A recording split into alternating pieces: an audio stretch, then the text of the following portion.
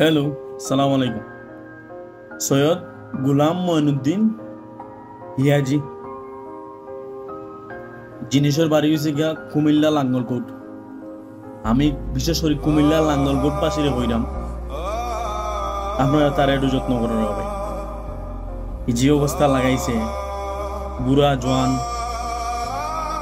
কম বয়সী সব রেনে ফাওয়া ফেলাইতে বেটাইন বেটিন সব এ বলে আল্লাহ হয়ে গেছে। এই যে শিরিক করে ভাইয়ান, আপনারা এই গুণাতেই নিস্তার ভাইদান।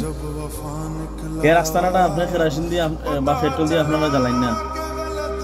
আপনারা যারা কুমিল্লা লাঙ্গলকোটবাসী আছেন সব তো আর তার মুরিদ নাই, অবশ্যই কিছু কিছু ভালো মানুষ আছে।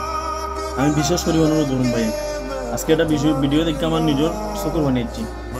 এ বুড়া জোয়ান অল্প বয়সী, তার দাদি তার মার বয়সী, তার নানির বয়সী, তার খালার বয়সী, ও বয়সী মানুষের না তার পাওয়া পালা পালে ফুলতে খালি অত করে এ বলে আল্লাহ। কুমিল্লা তো বহুত বড় বড় আল্লাহর আলিমহল আছেন, একটু কষ্ট করি।